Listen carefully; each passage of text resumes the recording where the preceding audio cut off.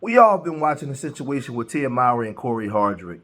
We've seen the divorce because it's been made public. Tia Mowry has gone all over the world, basically talking about her divorce. She's went on every talk show you can think about. She's been on Instagram, YouTube, everywhere, talking about her divorce and the dating scene, what her dates is like. 1 minute she's dancing, happy, crying. She's in her whole phase. The next minute, she's crying, and all at the same time while trying to show her husband up. Because if you're doing all of this in your divorce, you don't have to mention your husband. You're basically just saying that you graduated from your marriage, but your marriage was basically something that you had to get out of. Now you in your whole phase. Now you living your life. Now you trying to discover yourself. These are all the things that you was doing. While at the same time, Cory Hardrict is saying nothing. He's laying in the background. He's taking hits from Tia Mowry fans and women alike. Leaving all kinds of nasty comments about him, even though they was never in a relationship. A lot of them don't even know, had nothing, don't know what was going on behind closed doors. All we know is we had nothing but silence from Cory Hardrict. But while Tia Mowry was going on shows saying this.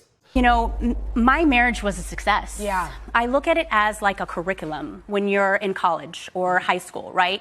You're learning, you're growing, you're evolving, you're creating. And I was able to create with Cory some beautiful, amazing children. Yeah. And at the end of that curriculum, and at the end, there's a graduation, there's a celebration. So she would go and talk to anybody that would listen. And you had women all over the world that was leaving comments and saying all kinds of things about Cory Hardrict.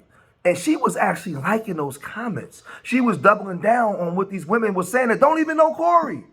They was attributing their own personal pain onto Cory and Tia Mowry. They didn't know how. A lot of times, women don't know how to separate things that go on with them to somebody else. Is something totally. Everything is different. Everything is not the same, right? But they was going in on Cory. She's liking the comments. She's making videos. She's doing all kinds of stuff. While at the same time, Cory is saying this. It's love, y'all. I love y'all. I love y'all for real. Okay, I love my beautiful family. Love my kids. Love my wife. I love all you guys. Just know that. It's all love. So that was the first time that Cory spoke. And while she was going on talk shows and saying all the things, he was crying for his family back. He wanted his family back. Now, I'm sure that Cory wasn't perfect. I'm sure he had his BS with him as well. I've been married for 22 years, and I'm not perfect at all. I have my crap with me just as well as my wife, right? But I'm sure he wasn't perfect. I'm sure that she wasn't perfect.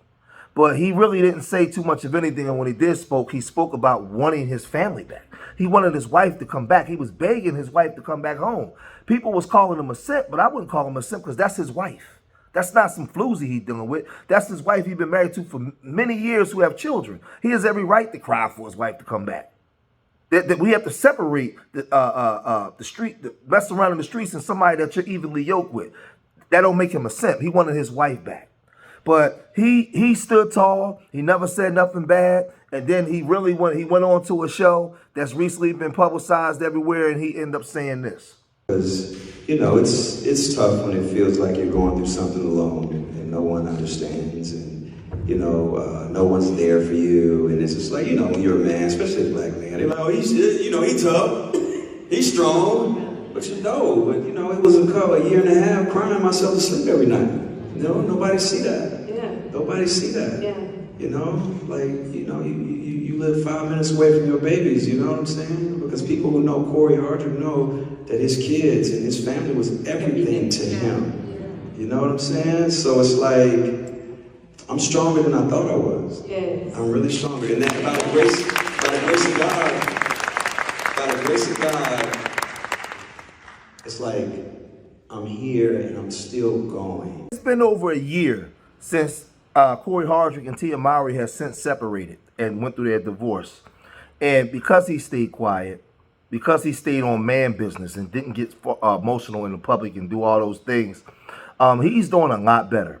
There's a lot of powerful men that are that's looking out for him, and he got a call from Tyler Perry.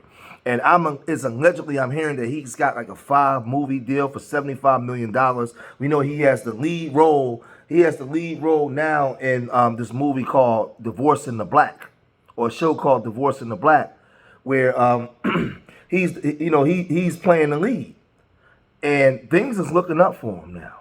And he's talked about this He talked about the actress that got him put on.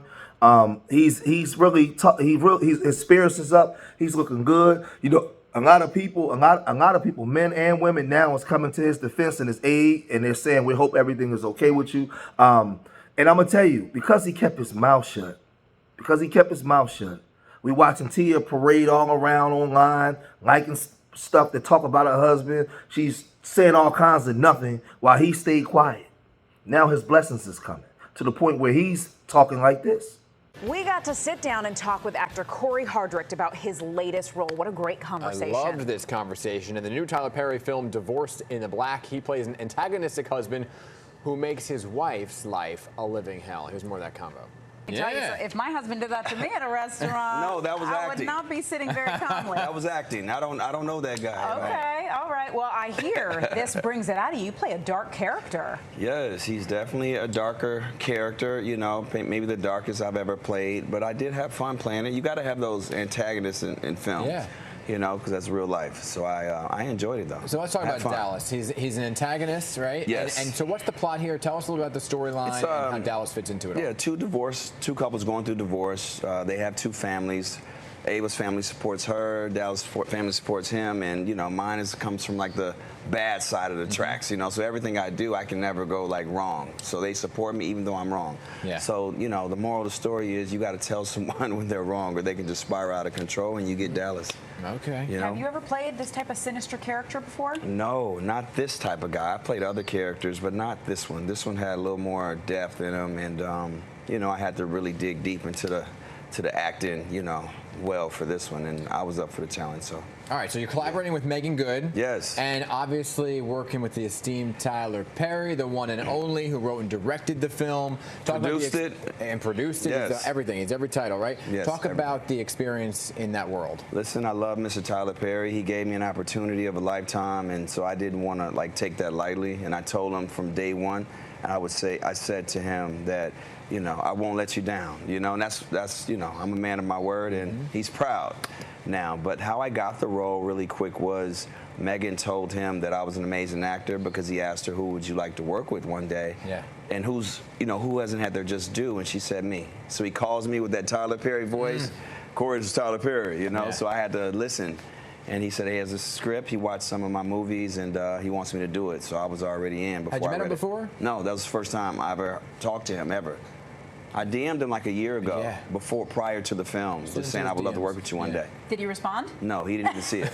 Well, this is amazing. Yes. First of all, kudos to Megan, because that is amazing. That's an amazing friend to say Yes. your name when you're not in the room. Yes, I've known Megan like 20 plus years, so that was, Right. you know, she's an angel, so And that was also, great. I have to ask, Tyler Perry's making all these headlines, right, for Yeah. paying actors and actresses what they're worth. Yes. We've had actresses come out and say they didn't want to ask for a certain amount of money because then you're deemed a diva, and they didn't know what was appropriate, and then he goes and pays them more than their ask. Yes. Was that your case? Listen, I can say that Mr. Tyler Perry has paid me the most I've ever made on feature film, and I've done like 43 films, the most, and for 3 weeks of work. How does that make you feel? It makes me feel like I want to keep working for Mr. Perry. That's how I want to work for Mr. Perry too. it makes me want to move to Atlanta. Slide into his DM, see what happens. I will slide into his No, DMs. so he's an angel. Like I say, he's a gift from God. He helps everyone. He's you know, he's so humble and he's so powerful at the same time. But everyone's on the same playing field. People love the environment. Yeah. So when negotiations go down and you guys are talking about your compensation, does he talk to you about your worth and what you deserve and how he wants to set the tone in We Hollywood? never had that conversation about like my worth, you know. I guess your teams go in with certain numbers. They do all that, the lawyers and stuff. I want to talk about from Dallas to Marcus Turner for a second. Coach All-American. Marcus. Yeah, All-American Homecoming right here on CW. Yes. Playing the coach, right? And first off, did you play any time in life?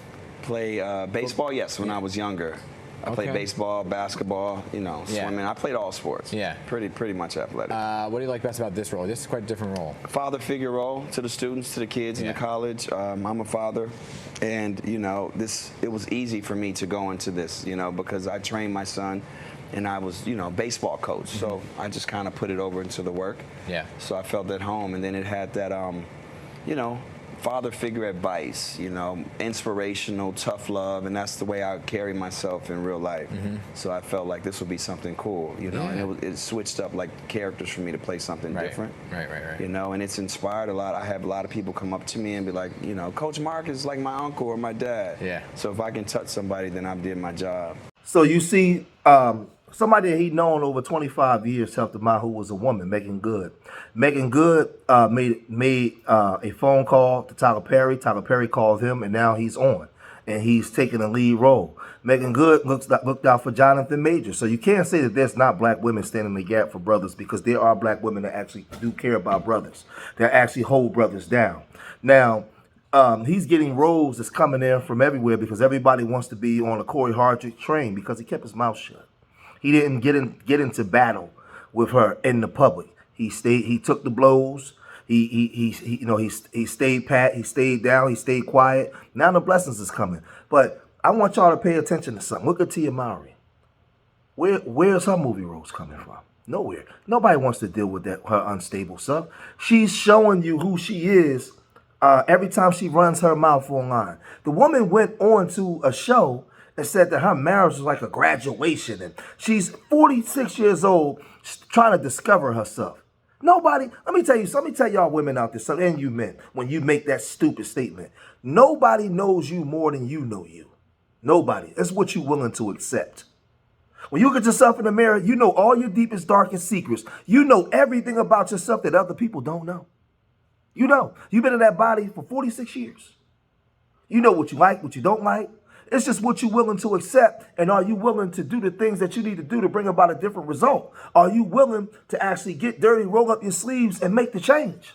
Are you willing to do that? But miss me with that, I'm trying to discover myself. This is a graduation, and I'm going into this new life, and man, miss me with all that. Everybody's watching you. Tia, you know we can see you, right? You know people can see you. Nobody wants to deal with you. You are mentally unstable. You and your sister are like two different people. Two totally different people. Your sister is somewhere happily married. She ain't off on social media running her mouth, carrying on in the manner in which you're carrying on. It's not happening like that.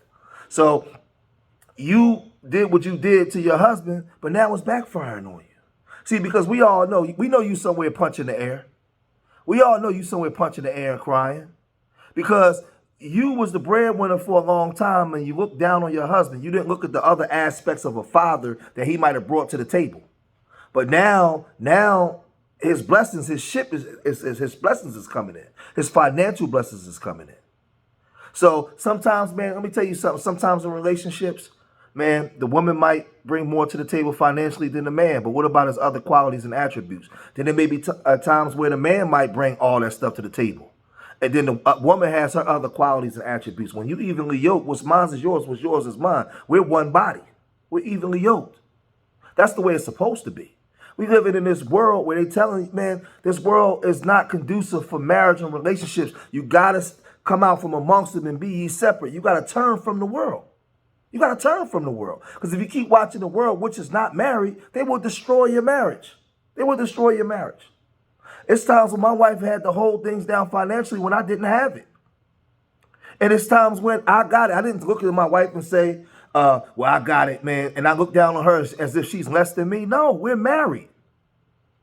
We're married. We're one body. We got each other. That's the way it's supposed to be, man. Right or wrong, weak or strong, we're going to make it work. We're going to make it work.